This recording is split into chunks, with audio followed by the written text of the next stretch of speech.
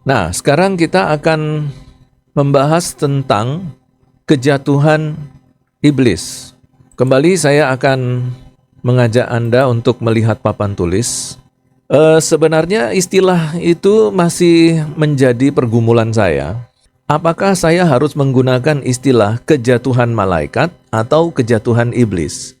Kalau kejatuhan malaikat berarti pada awalnya dia adalah malaikat dan kemudian jatuh dan menjadi iblis.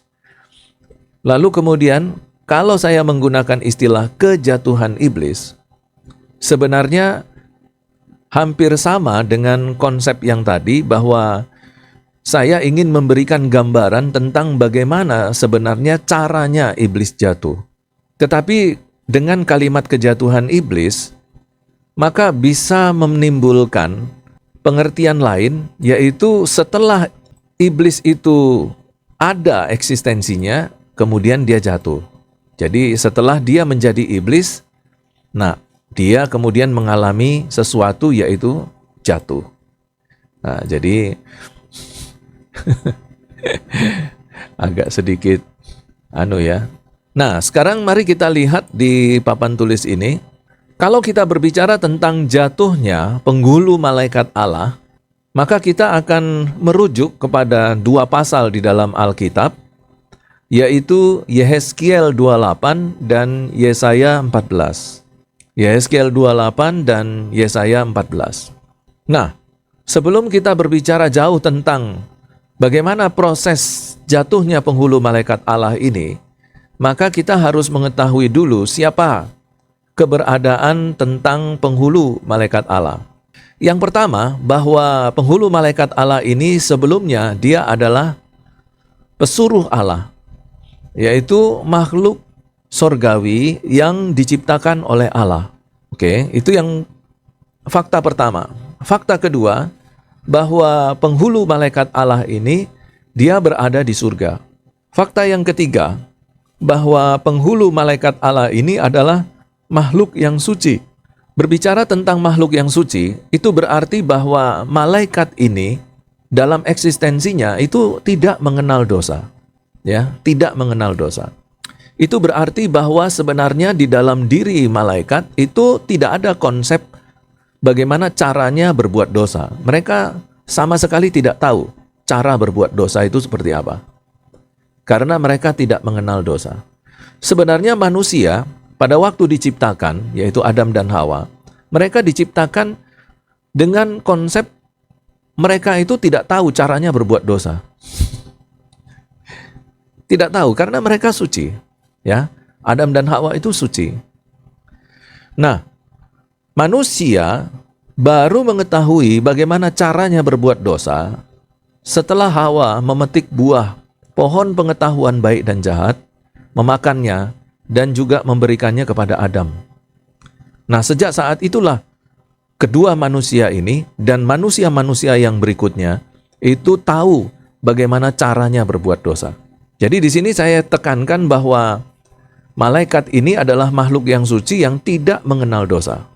Maka nanti kalau kita membahas malaikat itu kemudian memiliki keinginan menjadi sama seperti Allah, itu berarti ada sesuatu yang memicu dan yang mengakibatkan malaikat itu dapat mengenal konsep-konsep dosa.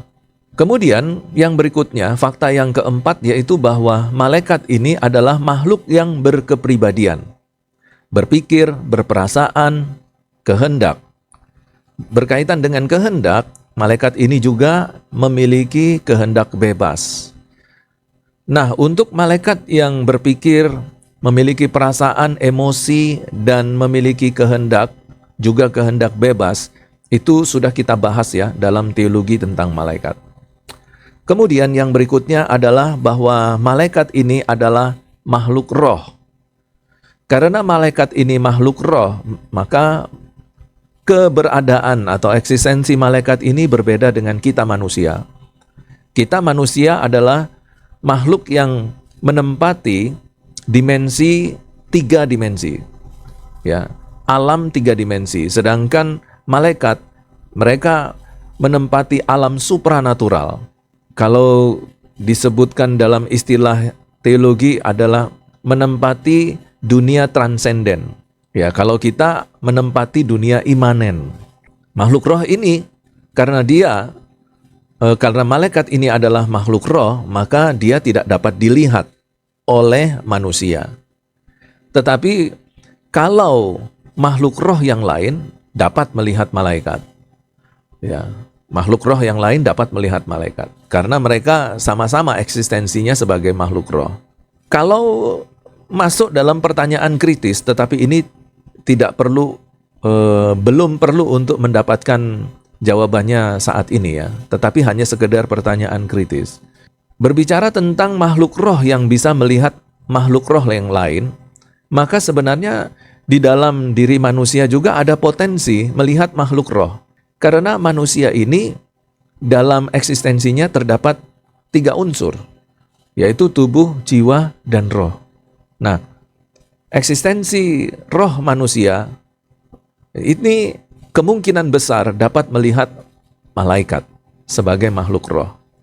Nah, tetapi bagaimana sistemnya, prosedurnya, sehingga tubuh jasmani itu dapat menangkap makhluk roh? Nah, itu adalah pembahasan yang lain ya. Nanti kapan-kapan kalau ada waktu kita bisa bahas tentang pertanyaan kritis ini. Nah, itulah keberadaan penghulu malaikat Allah. Nah, istilah penghulu ini sebenarnya menunjukkan kepada sebuah jabatan. Itu berarti bahwa malaikat Allah yang dimaksudkan dalam pembahasan kita ini adalah malaikat yang memiliki jabatan tertinggi. Karena penghulu ini adalah pemimpin utama, ya. Dan di dalam Yesaya 14, penghulu malaikat ini dapat diistilahkan sebagai bintangnya Allah. Dan dalam hal ini, penghulu malaikat Allah ini dapat sebutan bintang timur, putra fajar. Oke, masuk ke dalam tempat di mana penghulu malaikat Allah ini berada. Tadi disebutkan bahwa penghulu malaikat Allah ini berada di surga. Kalau kita berbicara tentang surga, maka kita bicara tentang tempat di mana Allah bertahta, yaitu tempat kediaman Allah yang suci. Kenapa suci? Karena di situ ada Allah. Kesucian Allah itu dapat mengimpartasi seluruh wilayah tempat di mana Allah berdiam. Jadi kalau Allah itu datang ke kelas kita, maka kelas kita menjadi suci. Ketika Allah itu datang ke neraka, maka neraka pun bisa menjadi suci. Ya, ketika Allah datang ke tempat-tempat yang lain, maka tempat-tempat yang lain pun itu menjadi suci. Jadi kesucian Allah itu kalau dianalogikan seperti radiasi nuklir. Jadi kalau nuklir itu dia bekerja, maka ada radiasinya. Nah, segala sesuatu yang terkena radiasi nuklir itu akan memberi respon dampak. Begitu juga dengan kehadiran Allah. Di mana Allah hadir, maka ada radiasi kesucian. Maka seluruh bagian yang terkena radiasi kehadiran Allah itu menjadi tempat yang suci. Oke, ini kita bicara tentang keberadaan di surga. Seperti itu. Disitulah tempat di mana penghulu malaikat Allah ini berada. Nah, kemudian bagaimana proses kejatuhan malaikat? Nah, ternyata kalau kita bicara tentang proses kejatuhannya, kita bisa melihat dalam Yesaya 14. Ya, kemarin kita sudah baca beberapa ayat dalam Yesaya 14, di mana di ayat itu kita melihat tentang proses dari kejatuhan Lucifer, ya, malaikat Allah, penghulu malaikat Allah. Yesaya pasal 14, mulai ayat yang ke-9. Dunia orang mati yang di bawah gemetar untuk menyongsong kedatanganmu. Dijagakannya arwah-arwah bagimu, yaitu semua bekas pemimpin di bumi, semua bekas raja bangsa-bangsa dibangunkannya dari tahta mereka. Sekaliannya mereka mulai berbicara dan berkata kepadamu, engkau juga telah menjadi lemah seperti kami, sudah menjadi sama seperti kami. Ke dunia orang mati sudah diturunkan kemegahanmu, dan bunyi gambus-gambusmu. Ulat-ulat dibentangkan sebagai lapik tidurmu, dan cacing-cacing sebagai selimutmu. Wah, engkau sudah jatuh dari langit, hai bintang timur, putra fajar. Engkau sudah dipecahkan dan jatuh ke bumi, hai yang mengalahkan bangsa-bangsa. Ya, jadi di sini disebutkan bahwa engkau sudah jatuh dari langit, hai bintang timur, putra fajar. Ayat 13, engkau yang tadinya berkata dalam hatimu, aku hendak naik ke langit, aku hendak mendirikan tahtaku, mengatasi bintang-bintang Allah. Aku hendak duduk di atas bukit pertemuan jauh di sebelah utara. Ya, jadi di sini kita melihat bahwa bintang timur, putra fajar itu jatuh dari langit. Ya, jatuh dari langit adalah merupakan satu proses pembuangan yang dilakukan Allah terhadap penghulu malaikat yang memberontak. Nah, mengapa penghulu malaikat Allah ini memberontak? Di ayat yang ke-13 dikatakan bahwa penghulu malaikat ini hendak naik ke langit dan hendak mendirikan tahtanya mengatasi bintang-bintang Allah. Kita sudah membahas tentang bintang-bintang Allah di sini. Yang dimaksudkan adalah penghulu-penghulu malaikat yang lain, ya, pemimpin-pemimpin makhluk surgawi, tetapi masih di bawah kepemimpinan Allah. Kemudian yang berikutnya, penghulu malaikat ini hendak duduk di atas bukit pertemuan, jauh di sebelah utara. Lalu ayat 14 dikatakan bahwa dia, penghulu malaikat ini, hendak naik mengatasi ketinggian awan-awan dan hendak menyamai yang maha tinggi. Nah, inilah dosanya, ya, bahwa penghulu malaikat itu ingin menjadi seperti Allah, ya, hendak menyamai yang maha tinggi. Tetapi sebaliknya, di mana dia tadi ingin menyamai Allah, malah dia mendapatkan dirinya dibuang ke dalam dunia orang mati di ayat yang ke-15. Ke dalam dunia orang mati, engkau diturunkan ke tempat yang paling dalam di liang kubur. Jadi kita melihat di sini bahwa inilah proses di mana iblis itu memiliki keinginan untuk menjadi Allah, memimpin di surga, tetapi boro-boro dia menjadi sama dengan yang maha tinggi, malah dia dibuang ke dalam dunia orang mati. Ya, itulah prosesnya, ya. Iblis jatuh, penghulu malaikat Allah ini jatuh dan menjadi iblis. Nah, berbicara tentang penghulu malaikat yang jatuh, dihukum oleh Allah, dibuang ke dunia orang mati, menjadi iblis, itu bukan berarti bahwa ada makhluk yang baru, ya. Jadi bukan berarti ada makhluk baru.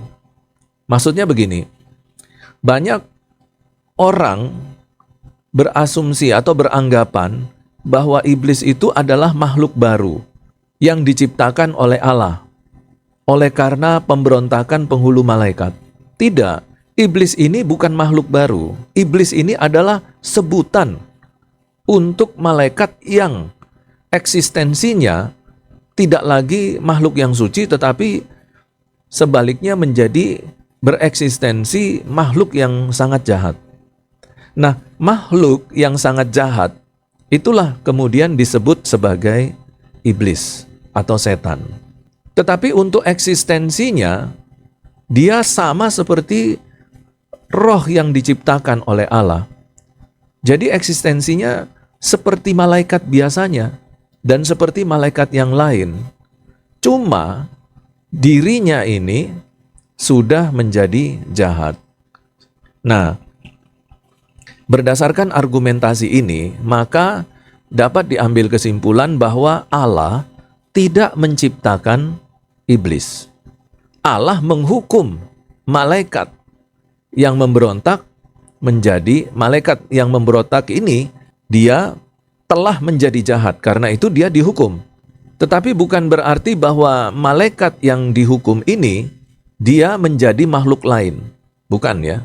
Dia kemudian berubah bentuk, kemudian menjadi makhluk lain yang digambarkan seperti dalam film-film Hollywood, ya, berbadan hitam atau berkulit hijau, lalu memiliki tanduk, ya, ada taringnya, bisa menggigit leher seseorang dan mengisap darah, atau juga digambarkan memiliki ekor dengan ujung yang tajam gitu ya.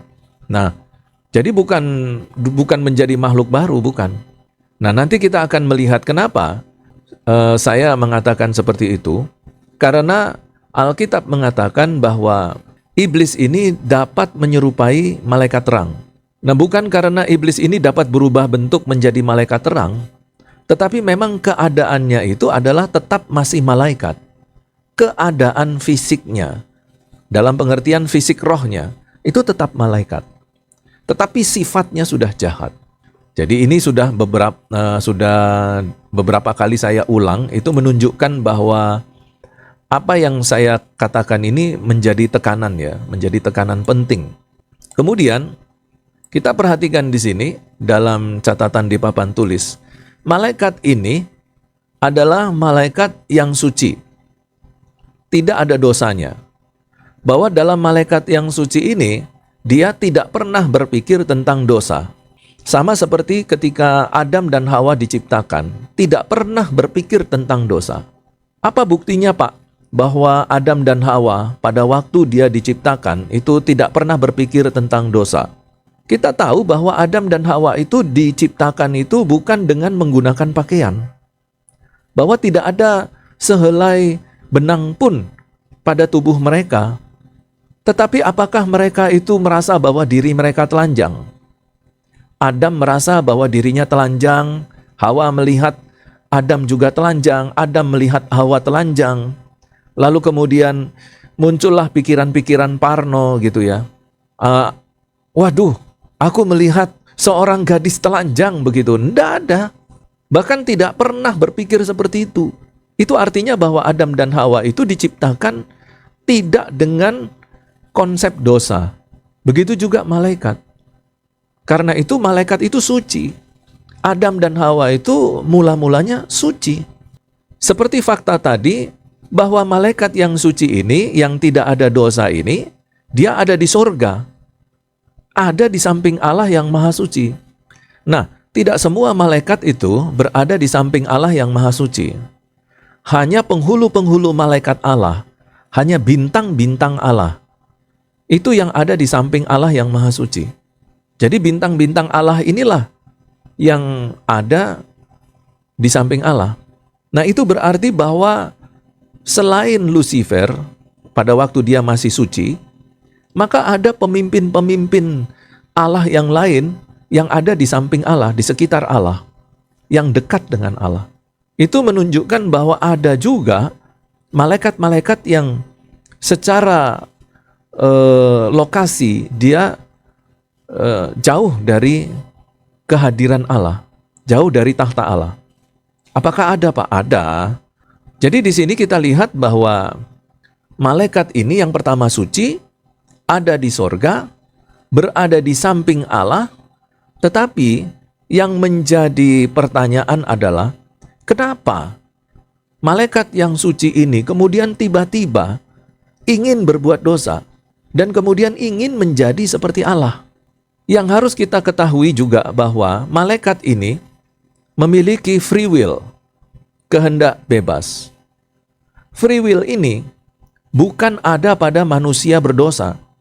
Free will ini sebenarnya sudah ada ketika manusia itu diciptakan dalam hakikatnya sebagai manusia yang suci. Begitu juga dengan malaikat. Malaikat itu diciptakan sebagai makhluk yang suci dan saat itu juga punya free will. Jadi jangan sampai kita salah berpikir bahwa free will itu baru muncul setelah manusia berdosa. Bukan. Sebelum manusia itu berdosa, free will itu sudah ada. Sebelum di saat manusia masih suci, free will itu sudah ada. Nah, tetapi pertanyaannya, bagaimana malaikat yang tidak pernah berpikir tentang dosa itu, lalu kemudian tiba-tiba ingin menjadi seperti Allah, menjadi nakal dalam tanda petik.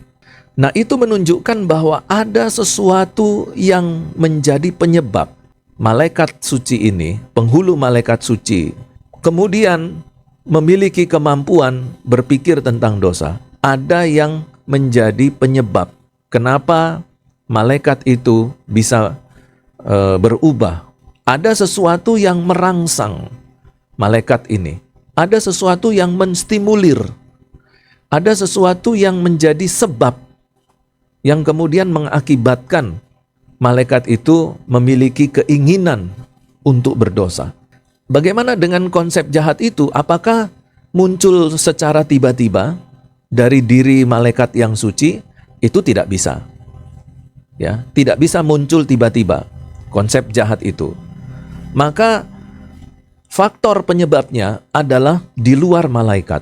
Jadi kalau kita perhatikan tadi, malaikat yang suci ini tidak memiliki kemampuan dari kesuciannya itu keluar keinginan dosa, tidak ada.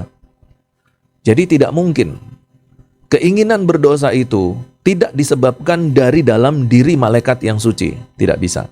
Tetapi ada faktor dari luar yang menyebabkan malaikat ini kemudian berubah dan menjadi makhluk yang memiliki keinginan untuk berdosa. Inilah yang disebut dengan faktor dari luar malaikat. Nah, hanya sekarang kemudian yang dipertanyakan adalah faktor dari luar itu apa? Apakah malaikat yang lain? Tidak mungkin, kalau malaikat yang lain itu suci. Apakah Allah? Tidak juga, karena Allah itu tidak pernah merancangkan rancangan kejahatan. Rancangan Allah itu adalah rancangan yang penuh dengan damai sejahtera. Nah, disinilah kemudian ada pembahasan ini. Ya. Nah, semua yang saya sampaikan itu masih terkategori sebagai informasi yang disebut dengan spekulasi teologi. Jadi apa yang sudah saya sampaikan barusan tentang malaikat itu berbicara tentang spekulasi teologi. Tetapi seperti yang saya katakan, berspekulasi itu dapat dikategorikan menjadi dua. Spekulasi yang ngawur, yaitu yang berdasarkan pada opini pribadi, ya. Seandainya dia berpikir mungkin malaikat di surga seperti ini, mungkin malaikat di surga seperti ini. Tidak boleh dengan berspekulasi mungkin berdasarkan opini, ya. Tidak bisa. Harus ada dasar firman Tuhannya. Saya menyampaikan semuanya berkaitan dengan kejatuhan malaikat itu selalu memiliki dasar firman Tuhannya. Jadi semua yang saya sampaikan ada dasar firman Tuhannya. Ya, malaikat yang suci, di dalam dirinya tidak ada dosa, itu ada ayatnya. Di mana, Pak? Kejadian pasal 3 merujuk kepada kesucian Adam. Nah, apa yang menjadi esensi dari Adam sebagai seorang yang tidak berdosa, itu pun juga terjadi pada diri seorang malaikat. Begitu, ya. Jadi itu contoh bahwa apa yang saya sampaikan itu selalu ada dasar firman Tuhannya. Ya, bukan berandai-andai, bukan berpendapat pribadi yang tidak ada dasar. Nah, kebanyakan mahasiswa teologi kalau ditanyakan, diajak berdebat itu hanya menyampaikan opini, menyampaikan asumsi, menyampaikan spekulasi. Tapi ketika ditanya ayat firman Tuhannya, nggak bisa, nggak tahu. Yaitu menurut saya seperti itu kira-kira, Pak, kira-kira. Nah, kalian sebagai mahasiswa yang berada dalam pendidikan akademis, ya tentu semuanya harus disampaikan dengan logis, bertanggung jawab, dan argumentis, dan ilmiah. Karena kita ini adalah mahasiswa-mahasiswa yang berada dalam pendidikan jenjang logis, ilmiah, dan sistematis. Jadi mahasiswa itu sudah dilarang beropini ya. Jadi setiap pendapat atau apa yang disampaikannya itu harus memiliki dasar argumentasi yang jelas. Nah, sebelum saya lanjutkan tentang malaikat, bagaimana faktor luar itu yang menyebabkan malaikat ini jatuh, maka saya harus berbicara dulu tentang spekulasi dalam berteologi. Karena semua yang saya sampaikan itu nanti akan berkaitan dengan topik ini, yaitu spekulasi dalam berteologi. Jadi kalau saya perhatikan tentang aktivitas berspekulasi dalam berteologi, itu ada beberapa hal yang harus kita ketahui. Yang pertama, faktor penghambatnya. Kemudian yang kedua, faktor pendukung. Kemudian yang ketiga adalah spekulasi dalam kecenderungan berdosa, jadi spekulasinya salah. Yang berikutnya adalah spekulasi yang tidak berdosa. Lalu kemudian diakhiri dengan nasihat-nasihat. Oke, kita mulai dari yang pertama. Faktor penghambat dalam berspekulasi. Yang pertama, ada statement-statement para teolog yang mengatakan bahwa tidak boleh membicarakan segala sesuatu yang tidak dinyatakan di dalam Alkitab. Ini sebenarnya ada ayatnya. Ada satu ayat di Alkitab, saya lupa di mana tempatnya, tetapi nanti kalau saya temukan, saya akan cantumkan ayatnya di sini. Bahwa di dalam Alkitab itu dikatakan bahwa kita tidak boleh membicarakan sesuatu yang tidak tertulis di dalam Alkitab. Kenapa demikian? Untuk mencegah munculnya ajaran sesat. Dan ajaran sesat ini dia akan menimbulkan aliran-aliran sesat. Ya, jadi kalau para teolog mengatakan itu, sebenarnya dia memiliki tujuan yang positif, ya, mencegah masyarakat Kristen itu untuk menjadi sesat. Kemudian yang ketiga, menghindari pemikiran-pemikiran yang bersifat kira-kira, mungkin, spekulasi, tanpa memiliki dasar yang kuat. Ini adalah beberapa faktor penghambat. Jadi ada orang itu yang takut berspekulasi, karena kalau dia berspekulasi, maka dia hanya berasumsi, mengira-ngira, ya, mungkin berspekulasi. Tetapi dia tidak punya dasar. Nah, sekalipun demikian, faktor-faktor tadi harusnya tidak boleh menjadi penghambat bagi kita untuk berspekulasi secara teologi. Kenapa? Karena kita ini, nah ini masuk di dalam faktor pendukungnya. Kenapa? Ya karena kita ini adalah manusia yang diberikan kemampuan berpikir yang luar biasa.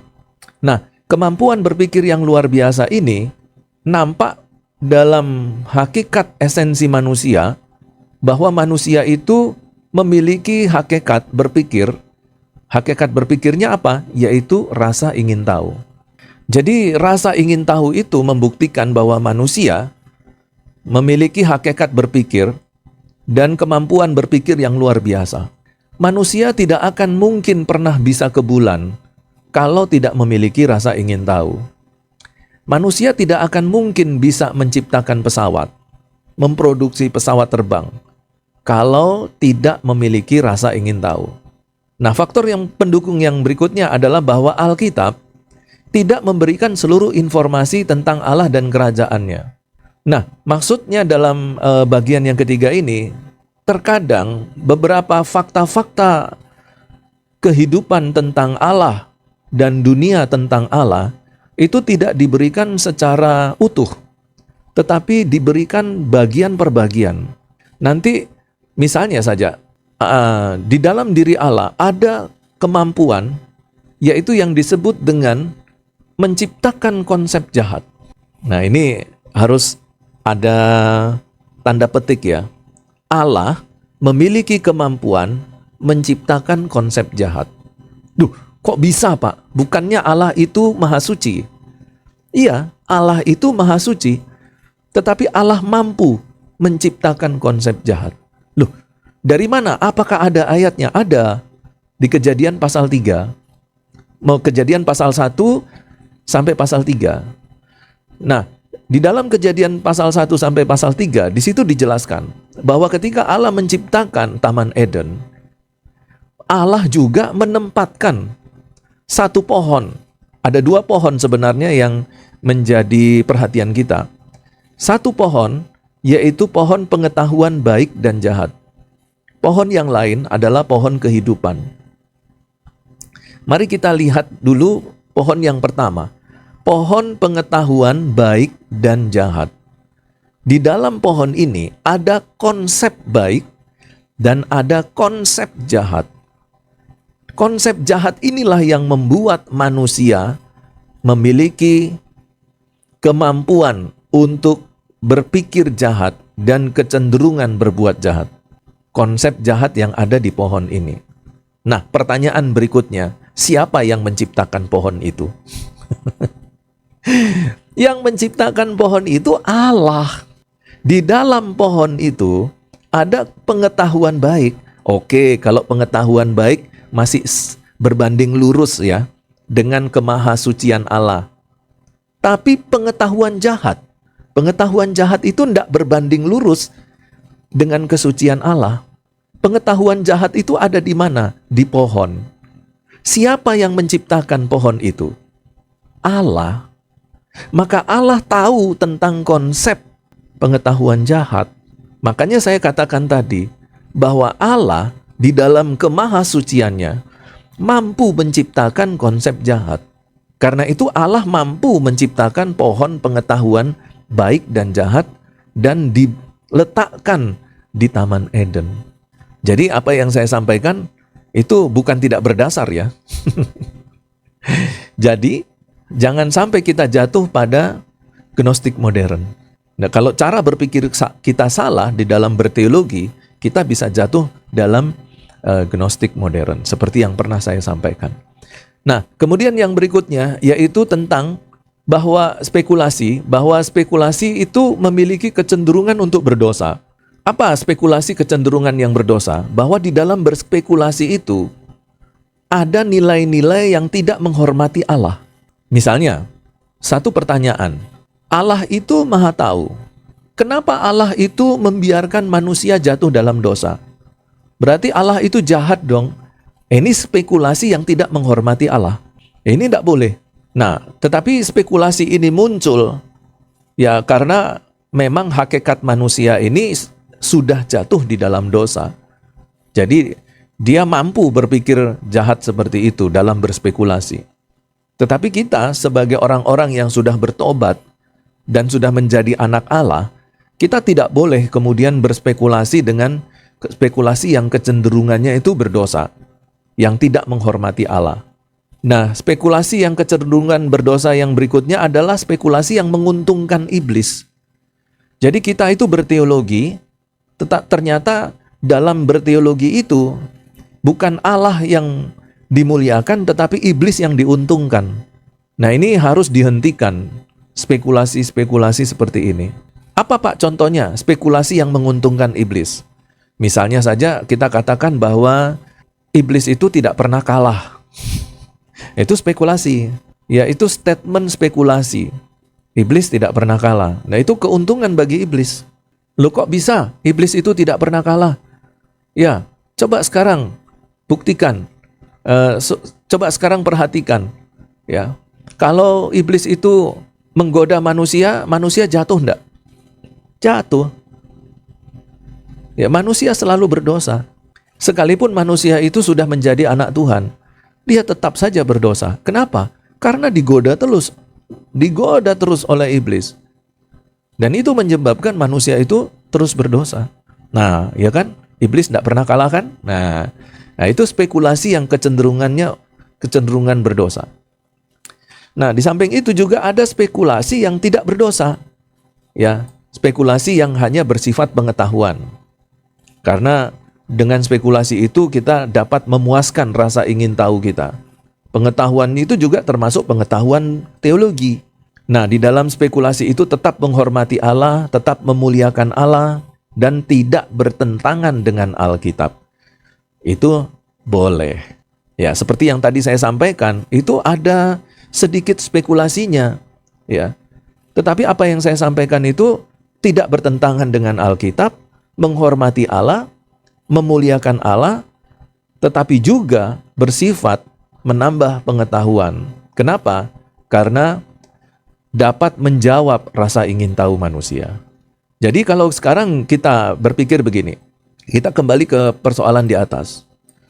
Ada faktor dari luar yang menyebabkan iblis itu dirangsang, distimulir untuk berbuat dosa.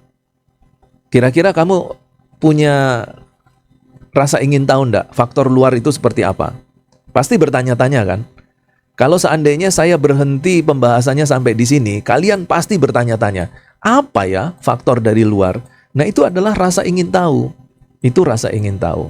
Nah, spekulasi yang tidak berdosa itu akan menjawab rasa ingin tahu kita. Dan tetap menghormati Allah, memuliakan Allah, dan juga tidak bertentangan dengan Alkitab. Gitu ya. Nah, untuk nasihat-nasihat yang harus diperhatikan di saat kita beraktivitas spekulasi teologi, yaitu mendengarkan pembahasan spekulasi teologi itu hanya untuk memenuhi kebutuhan rasa ingin tahu. Ya.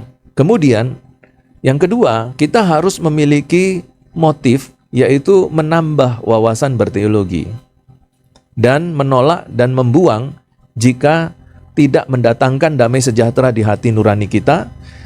Di hati nurani kita tidak sejahtera, kemudian tidak ada dasar argumentasi teologi, tidak ada ayat-ayat teologi yang mendukung. Nah, itu harus hati-hati. Walaupun spekulasinya kita bicara tentang spekulasi teologi, tapi harus hati-hati. Ya, kalau kita mengikuti rambu-rambu berspekulasi teologi seperti yang saya sampaikan, maka kita akan aman. Ya, walaupun kita berspekulasi teologi, kita tidak berdosa. Sebaliknya, kita mendapatkan pengetahuan baru, rasa ingin tahu kita dipuaskan, kita tetap menghormati dan memuliakan Allah. Dan juga apa yang kita dapatkan itu dalam analisa berspekulasi itu bisa juga menjadi berkat buat orang lain. Ya, untuk sementara kita sampai di sini dulu karena kita harus istirahat. Nanti setelah jam 14.30 kita akan masuk lagi untuk melanjutkan pembahasan kita.